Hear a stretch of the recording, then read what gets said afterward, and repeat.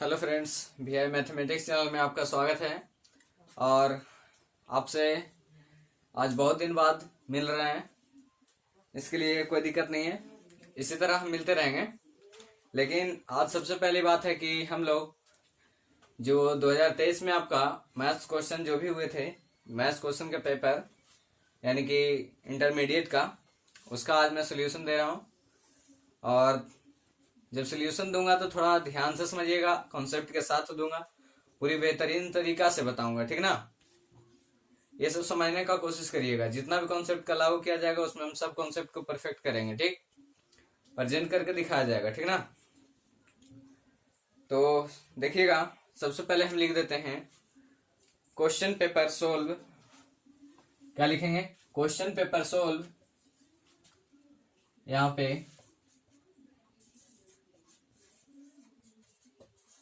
Question paper solve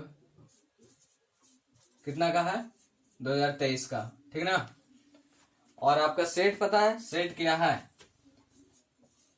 question में आपके बहुत सारे सेट आते हैं, ठीक ना। उसमें सेट है आई। क्या है? सेट आई है, ये ध्यान रखिएगा। क्वेश्चन पेपर सोल्व 2023 का है और सेट आई का है, ठीक ना। टोटल आपको क्वेश्चन मिलेंगे। आज भी इंटरमीडिएट एग्जाम या तो फिर आपको बोर्ड मैट्रिक एग्जाम कुछ भी हो, उसमें 100 ऑब्जेक्टिव होते हैं जिसमें 50 बनाना होता है।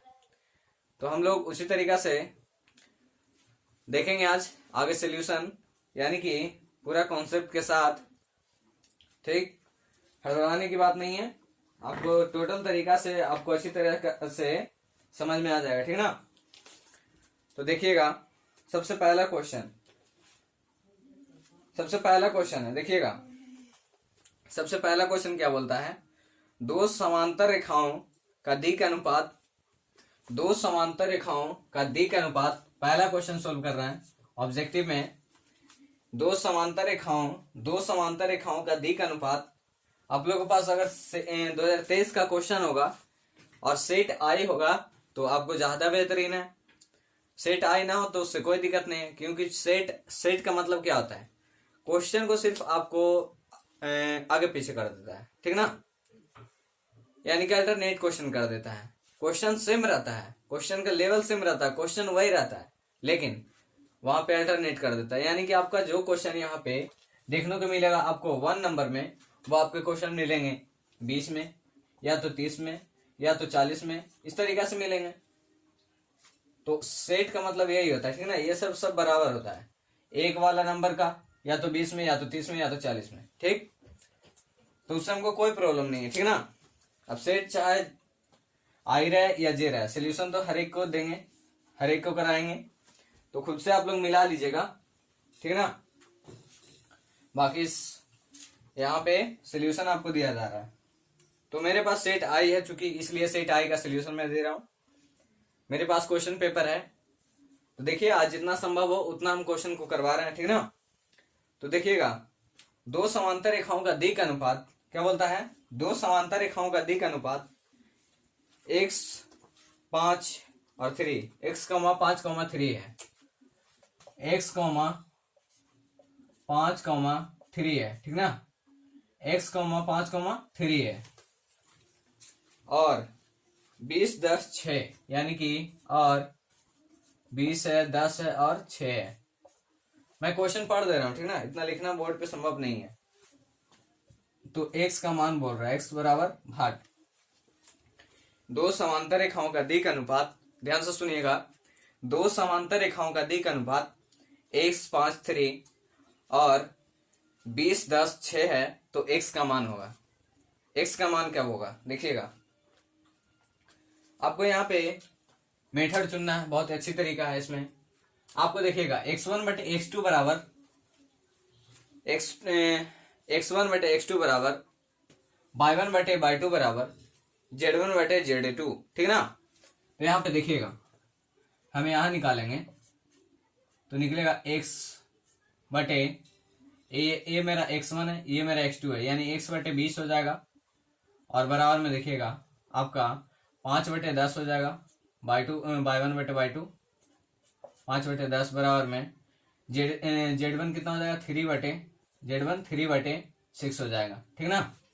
तो आपको देखिएगा यहाँ पे आपको इस तरीका से बोलता है ना काटने के लिए कि ये कट जाए, तो आपको पता है ऑप्शन जो है ना, जैसे कि देखिए यहाँ पे काटेंगे कितना आएगा 1/2, और यहाँ पे काटेंगे तो कितना आएगा 1/2, यानी कि नीचे में 2 आना चाहिए। तो ऑप्शन नंबर ए में देखिएगा क्या है, ऑप्शन नंबर ए में 10 है, और यहाँ पे क्या है ऑप्शन नंबर डी में, ऑप्शन नंबर डी में आपका 40 है। तो आप कहेगा कि 40 लगा के यहाँ पे देखिए x का मान 40 रखेंगे तो देखिए सब बराबर होगा, इसका भी 1/2, इसका भी 1/2, और इसका भी 1/2 आना चाहिए, क्या इसका भी 1/2 आना चाहिए। लेकिन यहाँ पे देखिएगा आप अगर ऑप्शन नंबर डी को रखते हैं यानी कि 40 को रखते हैं, तो यहाँ पे हम देखिए अगर 40 रखते हैं x/20 है, यहाँ पे 40/20 रखेंगे तो कितना 2 ऊपर रह जाएगा, लेकिन 2 कहाँ लाना है नीचे, तो 10 रखेंगे तो 10/20 रखेंगे तो 1/2, यानी कि x का मान यहाँ कितना हो जाएगा 10, x का मान कितना हो जाएगा 10, यानी कि ऑप्शन नंबर के ए सही हो जाएगा, ऑप्शन नंबर ए सही हो जाएगा, ठीक ना। समझ में आना चाहिए, जो कि इसमें देखिएगा ऑप्शन नंबर ए सही है, ऑप्शन नंबर ए क्या है सही है, इसमें क्या हो गया ऑप्शन नंबर ए सही है, ठीक है। अगर सेट होगा आपके पास आए तो पक्का ये मिल रहा होगा ये चीज, ठीक ना। अब क्वेश्चन बहुत ही हल्के हैं, ये सब क्वेश्चन कुछ भारी नहीं है, ठीक ना। तो देखिएगा आपको यहां हो गया, चलते हैं अगले क्वेश्चन में। आगे क्वेश्चन मेरा क्या बोलता है देखिएगा, ये क्वेश्चन समझ में आया हो तो आगे वाला क्वेश्चन भी बनाना बहुत आसान होगा, समझे। ये क्वेश्चन अगर समझ में आया हो तो आगे वाला क्वेश्चन बनाना आसान होगा, यानी कि इसका आंसर कितना हो गया, पहला नंबर क्वेश्चन का आंसर ऑप्शन नंबर ए सही है, ठीक ना 10, क्योंकि नीचे में 2 आएगा, x का मान यहाँ पे रखेंगे तो, क्योंकि देखिए और यहाँ पे देखिए दूसरा number question, second number question क्या बोलता है, थोड़ा लैंग्वेज का क्वेश्चन है तो लिखना बहुत कठिन समझते हैं बोर्ड पे, और उतना टाइम नहीं है, तो चलिए हम पढ़ के सुना देते हैं, वो क्वेश्चन सही से सुनिएगा, ठीक ना। तो देखिएगा 2 समांतर रेखाओं के दिक् अनुपात, ये भी बोलता है, मैंने बताया था ना अभी कि x1/x2 बराबर y1/y2, और यहाँ हो गया z1/z2, ठीक। तो यहाँ भी वही बोलता है 2 समांतर रेखाओं का दिक् अनुपात a1 b1 c1 तथा a2 b2 c2 हो। देखिएगा 2 समांतर रेखाओं का दिक् अनुपात यानी कि कोसाइन, 2 समांतर रेखाओं का दिक् अनुपात a1 b1 और c1, और कितना है यहाँ पे a2 b2 c2 है। तो यहाँ पे बोलता है तो देखिएगा क्या बोलता है a1 a2, क्या बोलता है a1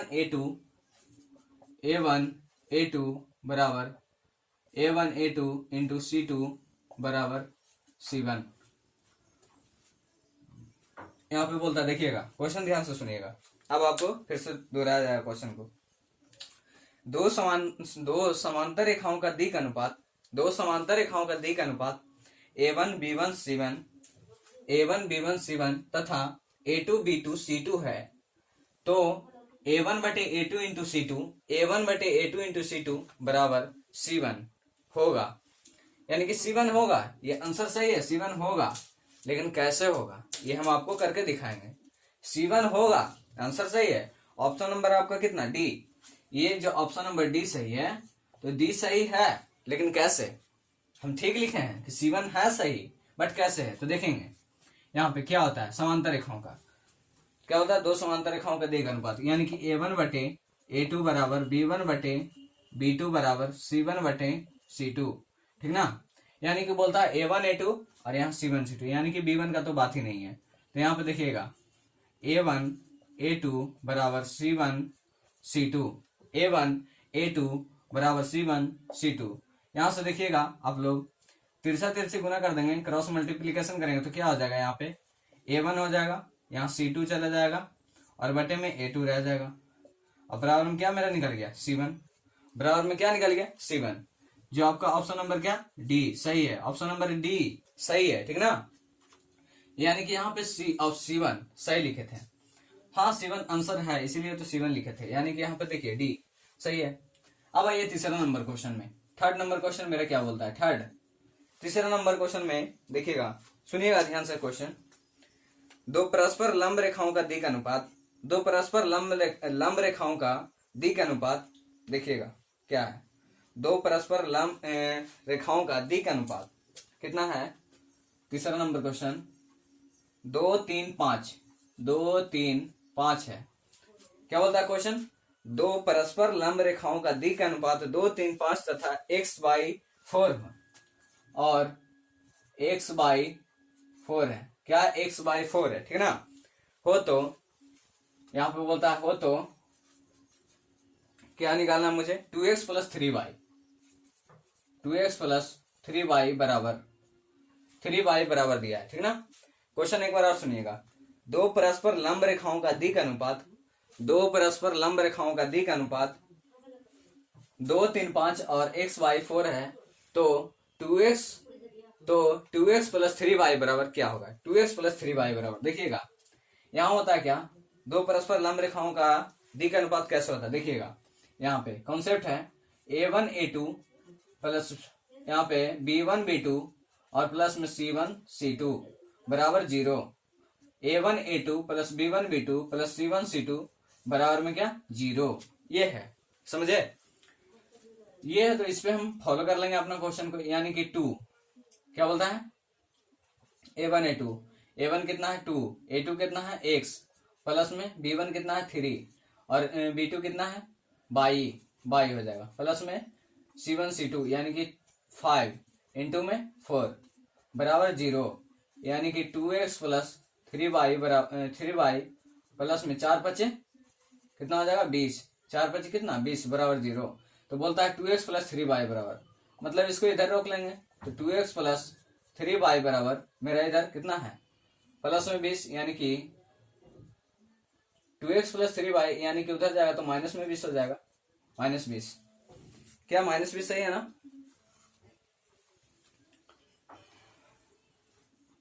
c1 c2 बराबर 0, यानी कि ओहो यहाँ पे 20 होगा, ध्यान से, इस तरीके से नहीं, आ जाइए। यानी कि 0 ना है, इस साइड में कोई दिक्कत नहीं, इस साइड में अगर कोई संख्या होता तब ना होता। यहाँ पे डायरेक्टली लिखेंगे तो कितना हो जाएगा 20, यहाँ 0 है, ये समीकरण है, देख करके, इस तरीके से नहीं, समीकरण है।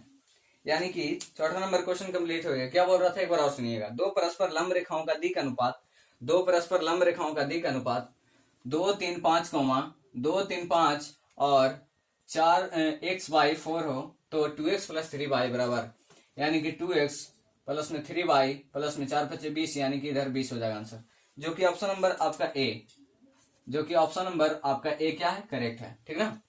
और यहाँ पे देखिए 4 नंबर क्वेश्चन। नेक्स्ट क्वेश्चन आपका देखिए क्या है, वेक्टर से है, यानी कि 3i और यहाँ पे माइनस में 4j और यहाँ पे आपका माइनस में 5k, ठीक ना।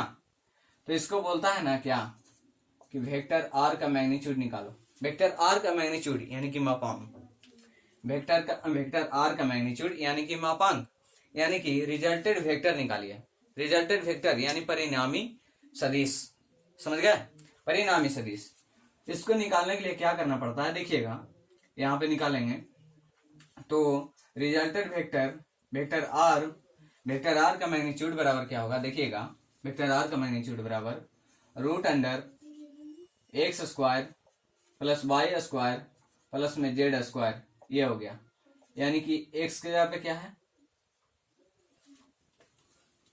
x के जगह पे देखिएगा 3 यानी कि 3 का स्क्वायर प्लस में y -4 है, यानी कि -4 का स्क्वायर और प्लस में आपका z है कितना -5 का स्क्वायर, इसको लिखेंगे। उसके बाद देखिएगा क्या है, 3 का स्क्वायर कितना हो जाएगा, 3 का स्क्वायर 9 होगा, प्लस में निगेटिव का स्क्वायर सम संख्या यानी कि ये हो जाएगा 16, प्लस में निगेटिव का स्क्वायर सम संख्या यानी कि ये हो जाएगा 25, ठीक।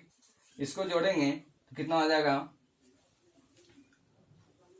कितना हो गया आपका 41, 25 और 16 कितना हो गया 41 9 50, यानी कि इसको ब्रेक करेंगे तो कितना हो जाएगा 25 दूना 50, हाँ ये हो जाएगा 25 दूना 50, यानी कि 5√2, 5√2, 5√2 है, हाँ 5√2, जो कि ऑप्शन नंबर ए क्या है, सही है। 5√2 यानी कि ऑप्शन नंबर ए सही है। तो ये मेरा वेक्टर का क्वेश्चन था और इसमें बोलता था वेक्टर आर का मैग्नीट्यूड। क्वेश्चन आपको इतना ही था और इसको बोलता था क्या कि वेक्टर आर निकालिए, यानी वेक्टर आर का मैग्नीट्यूड निकालिए। तो मैंने लिखा वेक्टर आर का मैग्नीट्यूड बराबर √x² plus y² plus z², ठीक ना। ये आपका फॉर्मूला होता है, सूत्र होता है। तो इसी पे मैंने पुट किया, यानी x बराबर 3 है तो 3 लिखे, और y बराबर मेरा -4 है तो -4 लिखे, z बराबर मेरा -5 तो -5 लिखे।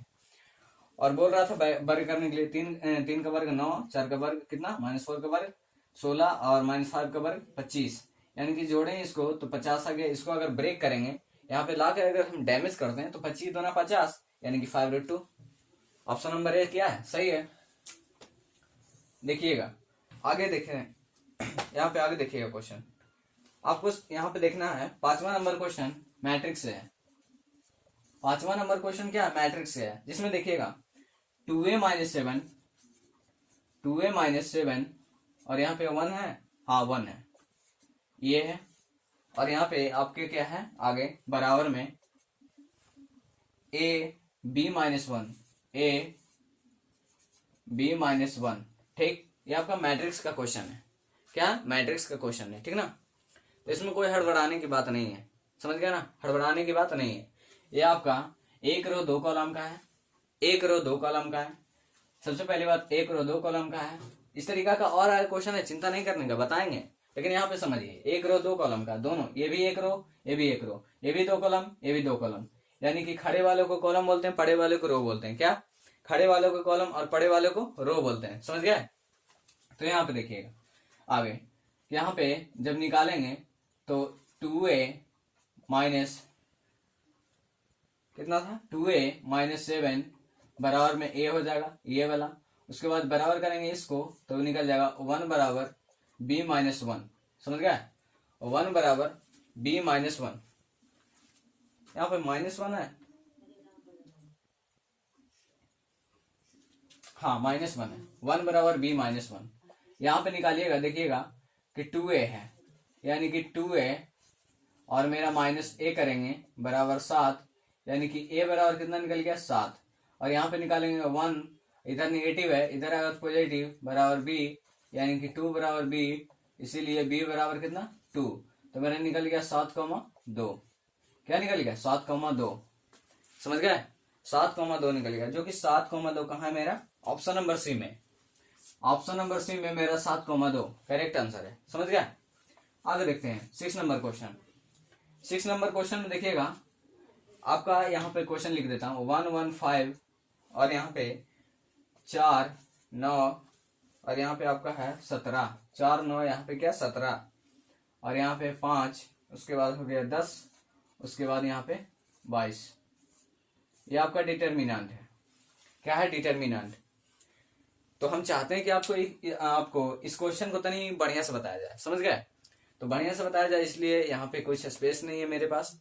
तो आप लोग से एक बात बतानी चाहती हूँ कि इतना क्वेश्चन को आप लोग पहले कवर करिए, देखिए, उसके बाद फिर मैं आगे क्वेश्चन करवा रहा हूँ। यानी आगे क्वेश्चन करवाने का मतलब ये है कि 6 नंबर क्वेश्चन को आपको बेहतरीन तरीका से बताऊंगा, ताकि गड़बड़ी कभी हो ना सके, कभी नहीं हो सके। जब एग्जाम में बैठे तो ऐसा क्वेश्चन लगे कि नहीं ये क्वेश्चन मैंने पढ़ा तो ये क्वेश्चन आपसे बनने चाहिए। इसमें इस तरीका का क्वेश्चन आपको मिल भी जाएगा कि हर साल ये क्वेश्चन को रिपीट करते देखेंगे। अगर नहीं विश्वास है तो हम हर साल का करवाने का कोशिश करेंगे जब तक मेरे पास समय है। लेकिन समय देखिए, समय के हिसाब से बहुत कम करना पड़ता है, इसलिए चलिए छोड़िए कुछ बातें, और जितना हो सके उतना मैं करूंगा अपनी तरफ से एफर्ट के साथ। और यहाँ पे आप अपने एफर्ट के साथ बने रहिएगा, क्योंकि आप चाहते हैं कि मेरा मैथ्स का रिजल्ट कुछ अच्छा हो। तो यहाँ पे अच्छे के लिए पढ़ाया जाता है, खराब के लिए नहीं, ठीक ना। तो 6 नंबर क्वेश्चन का आपको यहाँ पे बताया जाएगा, बोर्ड क्लीन करके अच्छी तरीका से बताया जाएगा, क्योंकि ये क्वेश्चन आप सीख जाते हैं तो दूसरा ऑटोमेटिक बन जाएगा। क्योंकि 6 नंबर क्वेश्चन और आगे वाले 7 नंबर क्वेश्चन दोनों सेम है और कॉन्सेप्ट पे क्वेश्चन है, इसलिए आपको बताया जाएगा, ठीक, बढ़िया तरीका से। तो 6 नंबर क्वेश्चन तक, यहाँ तक 5 नंबर क्वेश्चन तक देखिए। 6 नंबर क्वेश्चन आगे मैं बताता हूँ।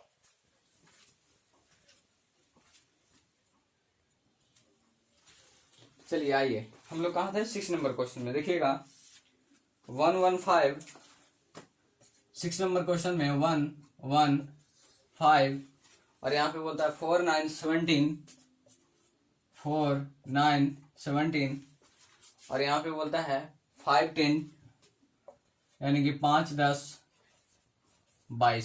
समझ गया? इसको बोलता है डिटर्मिनेंट। इसको क्या बोलता है? डिटर्मिनेंट करें। ये आप जो चिन्ह देख रहे हैं सबसे पहले ये डिटर्मिनेंट का है। तो हम कहाँ से बोलेंगे? ये बोलेंगे कि ये डिटर्मिनेंट चैप्टर से मेरा क्वेश्चन है, तो मेरा डिटर्मिनेंट चैप्टर से क्वेश्चन है, तो इसको बनाने का तरीका भी कुछ अलग है। सबसे पहले देखेंगे यहाँ पे C1, C2 और C3 तीन कॉलम, और R1, R2 और यहाँ R3। तो हम आपसे ये पूछेंगे कि ये कितने रो कितने कॉलम का है, तो आप बताइएगा कि 3 रो और 3 कॉलम का, यानी कि 3 रो 3 कॉलम का m इंटू n पूछेगा, तो m कितना है? m रो, यानी कि रोज की संख्या 3, तो 3 हो जाएगा। n क्या है? कॉलम, कॉलम की संख्या 3। टोटल एलिमेंट मेरा कितना आ गया? 9। टोटल एलिमेंट कितना आ गया? 9 आ गया। एलिमेंट यानी कि इसके अंदर वाले कुल तत्वों की संख्या, कुल आपके एलिमेंट्स की संख्या 9 है। ठीक ना? कुल एलिमेंट्स की संख्या कितनी है? 9 है। तो हमको यहाँ पे एलिमेंट्स पूछ नहीं रहा है, बल्कि पूछ रहा कुछ और, बताया मैं इसलिए ताकि आपको पता हो जाए ये कितने रो और कितने कॉलम का आपका डिटर्मिनेंट है। ठीक ना? तो हम डिटर्मिनेंट निकालेंगे सबसे पहले। तो यहाँ पे देखिएगा इसका तरीका होता है कि यहाँ प्लस होगा, माइनस होगा, प्लस होगा, फिर माइनस होगा, प्लस होगा, प्लस होगा। डिटर्मिनेंट का एक रूल है, ठीक ना, जिसमें plus minus plus, minus plus minus, plus minus plus, ये रूल है। इसको याद रखना, कोई बड़ी सी बात नहीं है, बस याद रखना प्लस माइनस प्लस, ऊपर वाले यहीं से अपना काम कर लेना। यानी कि प्लस में 1 जो रूल है यहाँ पे देखिएगा, यहाँ 1 यानी कि ये हमेशा क्या रहता है? प्लस में रहता है, तो यहाँ पे प्लस देंगे, यानी कि 1 बाहर निकल जाएगा। उसके बाद डिटर्मिनेंट, इसको देखिएगा ध्यान से, यहाँ पे मेरा प्लस है, तो यहाँ पे बनाने का डिटर्मिनेंट का तरीका है कि अगर हम 1 को लिख रहे हैं तो या तो हम रो से शुरू करें या तो फिर कॉलम से शुरू करें। तो यहाँ से तो पता नहीं चलेगा, अगले ये लिखेंगे तो मेरा रो से चलेगा, या तो आप इससे भी शुरू कर सकते हैं। ठीक ना?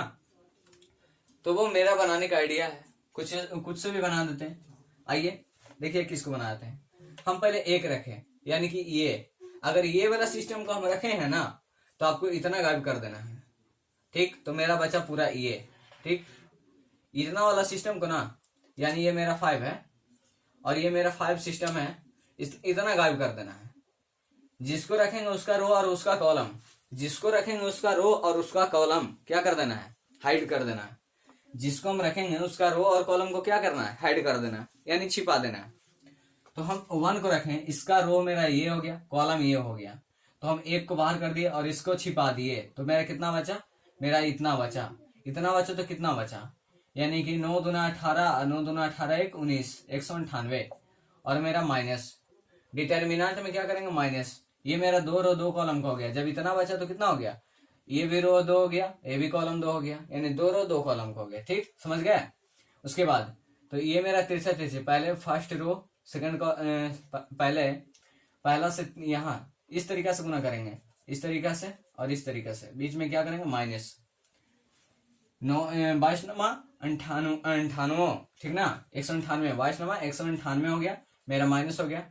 17 दाओं को कितना हो जाएगा? 170। ठीक? उसके बाद जब इसका कर लिए, बीच में माइनस देना, तो मेरा माइनस पड़ गया। और जब इसको कर लिए तो मैंने क्या बोला कि यहाँ पे मेरा 9 है, यानी कि यहाँ 9 रखेंगे।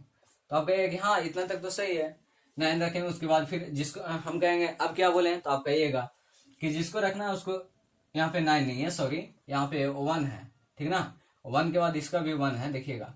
तो आप बोलिएगा कि आप तो सिर्फ इसके बाद बोले हैं कि जिसको रखना है उसका रो और उसका कॉलम को क्या कर देना? हाइड कर देना। यानी कि हम 1 को रखें, इस 1 को रखेंगे, देखिए इस 1 को, तो इसका रो ये और कॉलम ये, इसको हाइड कर देंगे। ठीक ना? इसको क्या करेंगे? हाइड कर देंगे। लेकिन यहाँ पे एक बात ध्यान देना है, क्या कि यहाँ रो और कॉलम को हाइड करने से नहीं होगा। आपका यहाँ पॉजिटिव था, फर्स्ट में पॉजिटिव, तो पॉजिटिव लिए और सेकंड में आपका नेगेटिव है यहाँ पे, तो नेगेटिव ये लेना पड़ेगा, समझ गया। ये डिटरमिनेंट का नियम है। किसका नियम है? डिटरमिनेंट का नियम है, ठीक ना। यानी कि इसका नियम है कि ये यहाँ पे क्या होगा, माइनस होगा, मैं माइनस दे दिया। उसके बाद ये एक था। अब बोलेंगे क्या कि जिसको हम रखेंगे उसका रो और कॉलम क्या कर देना है, हाइड कर देना है, ठीक ना। तो हम इसको अगर हाइड करते हैं, ये रो और ये कॉलम, तो मेरा बचेगा 4 17 5 22। कितना बचेगा? 4 17 5 22, यानी कि 22 चौ 88 हो जाएगा यहाँ पे, और मेरा माइनस 17 पचे 85 हो जाएगा, समझ गया। कितना हो जाएगा? 22 चौ 88, 17 पचे 85, और मेरा बचेगा 5, यहाँ पे 5 क्या है, पॉजिटिव है, तो पॉजिटिव लिख दिए। बस इसको देखना नहीं है, बस याद रखना है कि ये मेरा प्लस माइनस प्लस में जाता है, तो ये मेरा प्लस हो गया, ये मेरा माइनस हो गया, ये मेरा प्लस हो गया, सिंपल सी बात है।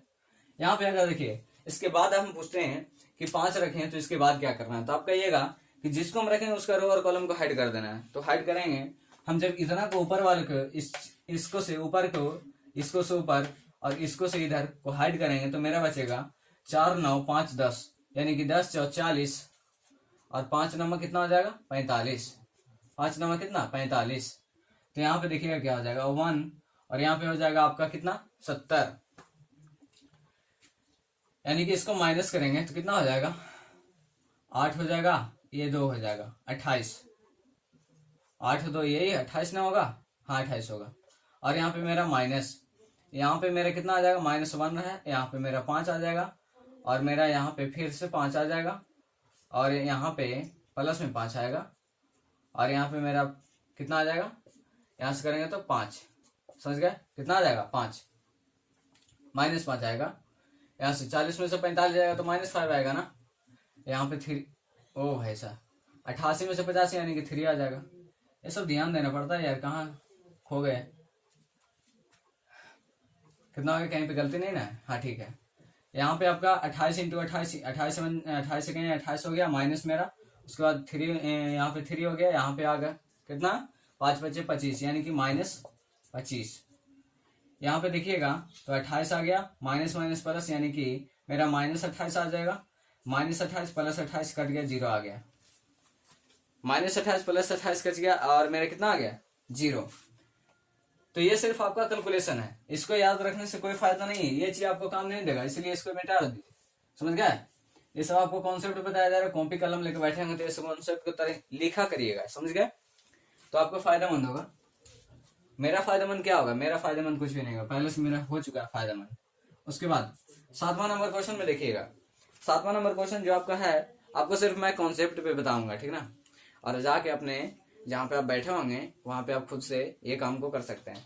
चलिए देखिए 1 2 -1, यानी कि 1 2 -1, और यहाँ पे 5 4 1 5 4 1 7 6 1 है, 7 6 1, ये आपका डिटर्मिनेंट है, ये आपका क्या है, डिटर्मिनेंट है। तो हम देखिए एक कॉन्सेप्ट है मेरे पास, डिटर्मिनेंट का एक कॉन्सेप्ट है स्पेशल, सभी का नहीं, सभी चैप्टरों का नहीं, यहाँ पे डिटर्मिनेंट का है कि अगर डिटर्मिनेंट में कोई रो और कोई कॉलम 0 या 1 हो, अगर कोई डिटर्मिनेंट में कोई रो या कोई कॉलम 0 या 1 हो, तो उसका मान 0 होता है, उसका मान 0 होता है। ये मेरे कहने से, और मैं 0 भी लिख दिया, लेकिन कैसे, डिटर्मिनेंट कहता है, सीधे कॉन्सेप्ट है, ध्यान से रखिएगा। अगर मैं डिटर्मिनेंट स्पेशल में पढ़ाऊंगा तो ये सब चीज बातों को लिखवाऊंगा, चिंता नहीं करने का।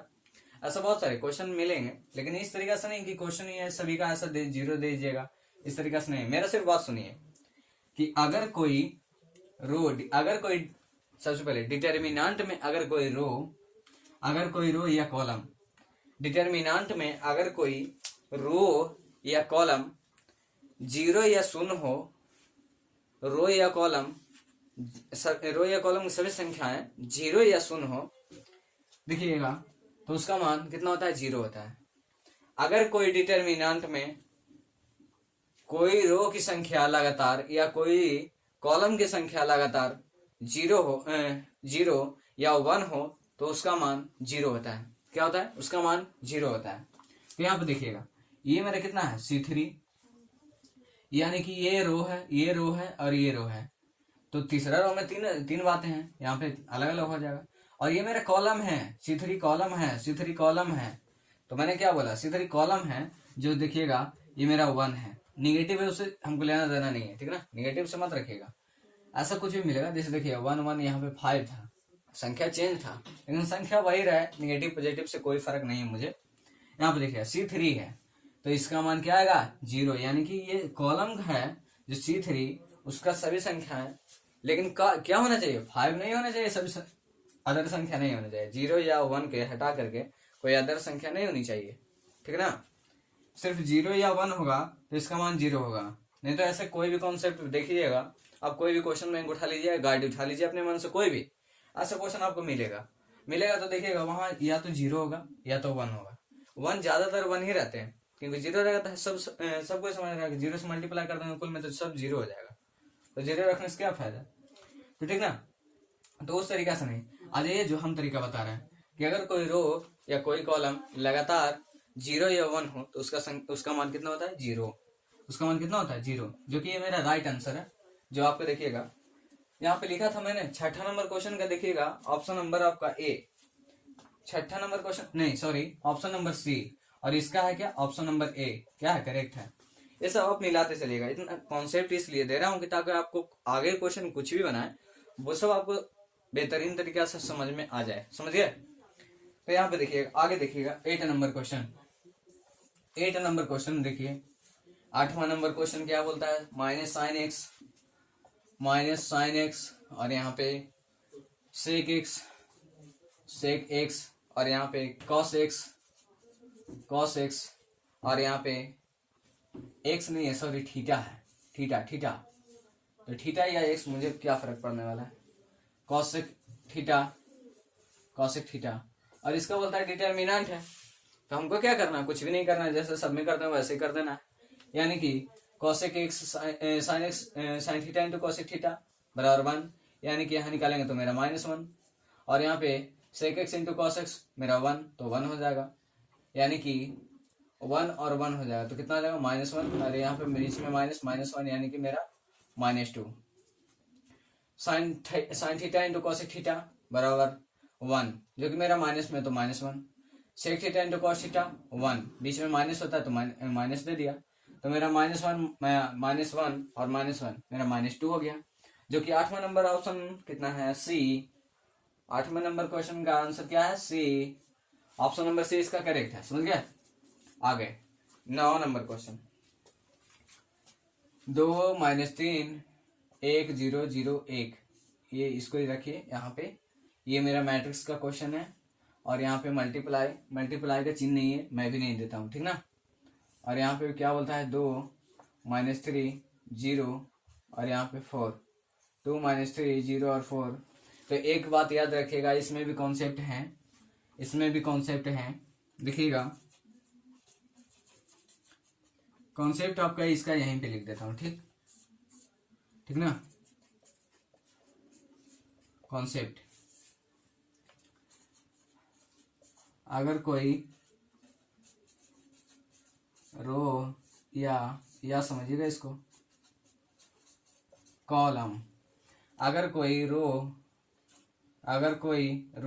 या कॉलम की संख्याएं 0 या 1 लगातार हो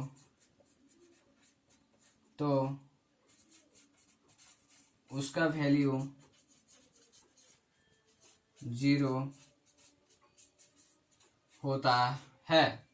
इसका कॉन्सेप्ट तो यहाँ पर इसका देखिए कॉन्सेप्ट, हम सिर्फ कॉन्सेप्ट का काम करते हैं और कुछ भी नहीं। देखिएगा कॉन्सेप्ट से भी बना देता हूँ, आप लोग को भी करके दिखा दूंगा नीचे, चिंता नहीं करने का। यहाँ पे सिर्फ मल्टीप्लाई बोलता है तो मल्टीप्लाई मैं कर दूंगा, ठीक ना। देखिएगा क्या बोलता है कॉन्सेप्ट कि ये मेरा सबसे पहले आइडेंटिटी मैट्रिक्स या बोले यूनिट मैट्रिक्स, इसको बोलिए आइडेंटिटी मैट्रिक्स या बोलिए यूनिट मैट्रिक्स या बोले इकाई अवयव या तो बोलिए आप तत्समक अवयव, समझ गए। सबसे पहले 1 0 0 1 देखेंगे तो इसको बोलेंगे यूनिट मैट्रिक्स यानी इकाई अवयव, या तो इसका ही नाम है दूसरा नाम आइडेंटिटी मैट्रिक्स यानी कि तत्समक अवयव, ठीक ना। तो ये मेरा आइडेंटिटी मैट्रिक्स, यानी कि आइडेंटिटी मैट्रिक्स को आई द्वारा सूचित करते हैं, आइडेंटिटी मैट्रिक्स को आई द्वारा सूचित करते हैं, मेरा इनटू है तो इनटू देंगे। ये मेरा वेक्टर ए है, इसको मान लेते हैं वेक्टर ए, वेक्टर ए है या वेक्टर बी, कुछ भी मान लीजिए। तो देखिएगा जब आइडेंटिटी मैट्रिक्स से कोई भी वेक्टर में मल्टीप्लाई किया जाता है, जब आइडेंटिटी मैट्रिक्स से कोई भी वेक्टर में मल्टीप्लाई किया जाता है तो इसका निकाल के मान क्या आता है, ए। यानी कि आपका जो ए मैट्रिक्स है वही मैट्रिक्स प्राप्त होता है। आइडेंटिटी मैट्रिक्स में कोई भी आपका ए मैट्रिक्स को गुना कर दिया जाए तो आपका यही आंसर आएगा। क्योंकि देखिए ये कॉन्सेप्ट है और हम नहीं ये कहते हैं कि ये ए आएगा, ये कॉन्सेप्ट कहता है। कैसे कि देखिएगा इसको अगर मल्टीप्लाई करते हैं तो 2 इंटू 2 मेरा 2 हो जाएगा, 0 इंटू 0 प्लस में 0 हो जाएगा, गुना में जुटेगा ना, और यहाँ पे 0 इंटू 2 मेरा 0 हो जाएगा, और 1 इंटू 0 0 हो जाएगा, 1 इंटू 3 -3 हो जाएगा, प्लस में 0 इंटू 4 0 हो जाएगा, 1 इंटू 3 अरे अरे अरे अरे 1 इंटू 2 2 हो गया, 0 इंटू 0 0 हो गया, 1 इंटू -3 हो गया, 0 इंटू 4 0 हो गया, 0 इंटू 2 0 हो गया, और 1 इंटू 0 0 हो गया, और 1 इंटू 0 यानी कि ये 0 हो गया, 0 इंटू -3 क्या हो गया, 0 हो गया, 1 इंटू 4 प्लस में 4 हो गया। ठीक ना, ये हम नहीं कहते हैं, ये मैट्रिक्स कहता है, क्योंकि ये रूल है भाई। यहाँ पे देखिए 2 इंटू 2 प्लस 0 यानी कि 2 हो गया, और यहाँ -3 और 0 -3 0 यानी कि -3 हो गया, 0 का 0 हो गया, यहाँ पे +4 यानी कि +4 हो गया। तो ये हम नहीं करें, ये आपका जो ए था वही ए आपका प्राप्त हो गया। देखिएगा जो आपका ये था, ये जो मैट्रिक्स था वही ये मैट्रिक्स प्राप्त हो गया। यानी कि 9 नंबर क्वेश्चन का आंसर आपका ए सही है। 9 नंबर क्वेश्चन का आंसर ए सही है। ये मैट्रिक्स भी है, ये ए भी है, और ए आंसर भी सही है। समझ गया? तो इस तरीके से बनाइएगा। कॉन्सेप्ट सिर्फ याद होना चाहिए, या तो बनाने भी आना चाहिए, तो उससे मुझे क्या दिक्कत है, बनाने आ गया तो और बढ़िया है। कॉन्सेप्ट भी याद होना बहुत जरूरी होता है। क्वेश्चन इसलिए स्लो करवा रहा हूँ ताकि आपको समझने के लिए, ये नहीं कि सिर्फ करवा दिया और कुछ समझ में नहीं आया तो दिक्कत है। देखिएगा यहाँ पे 6 और 5 है, क्या 6 और 5 है, और यहाँ पे आपका 1 और -1 है, 1 और -1 है। तो आप देखिएगा यहाँ पे एक रो 2 कॉलम का है, एक रो 2 कॉलम का है, समझ गए, एक रो 2 कॉलम का है, और यहाँ पे क्या है 2 रो 1 कॉलम का है, 2 रो 1 कॉलम का है। तो मेरा जब भी मैट्रिक्स जो ये बनेगा ना तो 1 इंटू 1 का, यानी कि एक रो 1 कॉलम को बनेगा। समझ गए? यहाँ पे देखिएगा इसका कॉलम की संख्या, कॉलम 1 कॉलम 2 यानी कि 2 कॉलम, मेरा 2 कॉलम है। अगर रो होता है देखिएगा एक रो यानी कि एक रो है। यहाँ पे देखिएगा रो, अगर रो होता है तो देखिएगा एक रो यानी कि 2 रो, और यहाँ पे फिर कॉलम, कॉलम कितने हैं, 1 है तो 1 लिखे। तो मेरा अंतिम वाला देखना है क्या कि 1 इंटू 1 यानी कि जब भी मेरा मैट्रिक्स बनेगा तो एक रो 1 कॉलम का बनेगा। क्या इसमें देखिएगा 1 इंटू 1 है कि नहीं, यानी एक रो भी है और एक कॉलम भी है, इसको 1 इंटू 1 बोलेंगे। समझ गए? तो आपको बस इतना समझाने के लिए बताया, लेकिन आ जाइए मेरा पॉइंट क्या था और हम कहाँ थे सभी बता रहे हैं कि क्या होगा। आइए, यानी कि हमको तो ये पता चल गया कि एक रो 1 कॉलम का है। तो 10 नंबर क्वेश्चन एक ऐसा है जहां पे देखिएगा क्या है कि 6 है और -5 है, ठीक ना, 6 है 5 है, और ए नंबर क्वेश्चन में, ए नंबर ऑप्शन में, और यहाँ पे 6 है मेरा -5 है, ठीक। और सी में क्या है 1 है, और यहाँ डी में क्या है 11 है। तो मेरा तो पता चल गया क्या कि एक रो 1 कॉलम का है, सीधे सीधे आएगा जो आंसर ना, एक रो 1 कॉलम का आएगा। यानी कि ये तो ये हो ही नहीं सकता है, ये भी नहीं हो सकता है। यानी कि अब फासला रह गया मेरा सी और डी में, सी और डी में 90% 50-50 हो गया, देख लीजिएगा सी और डी में।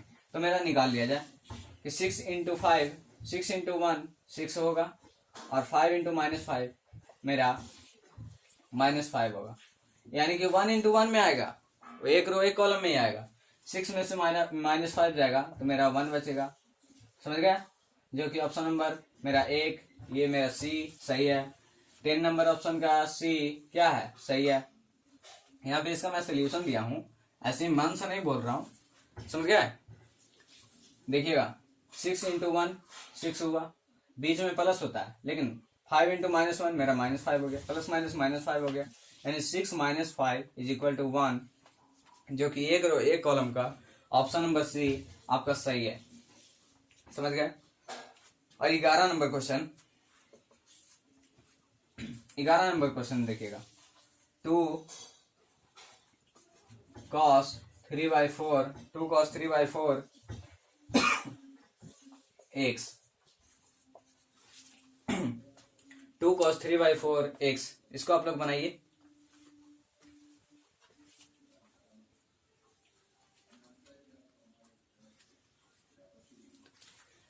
देखिए देखिएगा यहाँ मेरा 11 नंबर क्वेश्चन क्या बोल रहा था, 2 cos 3/4 x, यानी कि मेरा सबसे पहले 2 जो आपका क्वेश्चन बाहर कर लीजिए। यहाँ पे cos का डीसी क्या होगा, माइनस साइन, यानी कि माइनस साइन होगा तो इसको मेरा माइनस आगे साइन कर लीजिए, 3/4 x कर लीजिए, ठीक ना, 3/4 x कर लीजिए। अब यहाँ पे देखिएगा 3/4 x कर लिए ना, यहाँ पे आप मल्टीप्लाई कर लीजिए, कितना मल्टीप्लाई होगा कि डिटर्मिनेंट में x के गुणांक से क्या होता है, गुना होता है। डिटर्मिनेंट में x के गुणांक से क्या होता है, गुना। डिटर्मिनेंट है ये मेरा क्या है, डिटर्मिनेंट, सॉरी डिफरेंशिएशन में, सॉरी डिफरेंशिएशन में x के गुणांक से क्या होता है, गुना होता है, और इंटीग्रेशन में x के गुणांक से भाग होते हैं, ठीक ना। यानी डिफरेंशिएशन है, ये डिफरेंशिएशन है तो x के गुणांक से क्या करेंगे, गुना करेंगे। यानी कि ये मेरा 2 है जो 2 रह गया, क्वेश्चन बाहर, cos का डी से मेरा माइनस साइन, यानी कि माइनस साइन 3/4 x, और डिफरेंशिएशन में x के गुणांक से क्या करते हैं, भाग करते हैं, गुना करते हैं, तो गुना कर लेंगे, यहाँ गुना 3/4, यानी कि 3/4 कर लेंगे, समझ गया, कितना कर लेंगे, 3/4। जब 3/4 करेंगे तो देखिएगा कितना बचेगा, 3/4। क्वेश्चन आपका यही है, देखने दीजिए पहले। हाँ भाई, क्वेश्चन आपका यही है, देखिएगा 2 इंटू 2, यानी कि ये मेरा 2 कट जाएगा तो कितना आ जाएगा, -3, मेरा -3 हो जाएगा, साइन है तो साइन हो जाएगा, -3, अब बटे में 2, ये मेरा बटे में 2, साइन है तो साइन हो जाएगा, 3/4 x हो जाएगा, -3/2 साइन 3/4 x, यानी कि ऑप्शन नंबर डी क्या है, करेक्ट है, समझ गया ना। और 12 नंबर आगे क्वेश्चन है, 12 नंबर क्वेश्चन में देखिएगा e के पावर माइनस 3x, और इसको बोलता है डिफरेंशिएशन करें तो क्या हो जाएगा, e के पावर x का आपका होता है e के पावर x का डिफरेंशिएशन e के पावर x, जो यहाँ पे आ जाएगा e के पावर x, e के पावर -3 है ना, e के पावर -3x, e के पावर -3x, और यहाँ पे मैंने क्या बोला है कि डिफरेंशिएशन में x के गुणांक से क्या होता है, गुना। डिफरेंशिएशन में x के गुणांक से क्या होता है, गुना, यानी कि ये मेरा डिफरेंशिएशन है, इसलिए x के गुणांक से यहाँ पे हो जाएगा मेरा -1, x का गुणांक कितना है, -3, यानी कि -3 यहाँ पे गुना हो जाएगा। यानी कि 12 नंबर क्वेश्चन जो है ना, उसका ऑप्शन नंबर आपका 12 नंबर क्वेश्चन है, उसका ऑप्शन नंबर आपका डी, 12 नंबर क्वेश्चन है, उसका ऑप्शन नंबर आपका डी करेक्ट आंसर है, ठीक है। तो यहाँ तक इसको समझिए, उसके बाद आगे मैं बता रहा हूँ, ठीक ना। बारीकी से समझिएगा, आपको कहीं भी दिक्कत होंगे तो आप लोग इसे जरूर कमेंट करने का कोशिश करिएगा, क्वेश्चन नंबर दे करके, उसमें फिर से आपको बताया जाएगा शॉर्ट वीडियो के माध्यम से, ठीक ना। तो इस तरीके से आप यहाँ पे बने रहिए। आप जिसके पास भी अभी तक चैनल को सब्सक्राइब कर भेजे नहीं है या सब्सक्राइब नहीं किए हैं, वो सब सब्सक्राइब कर सकते हैं, ठीक। तो यहाँ तक देखिए, आगे मैं बता रहा हूँ।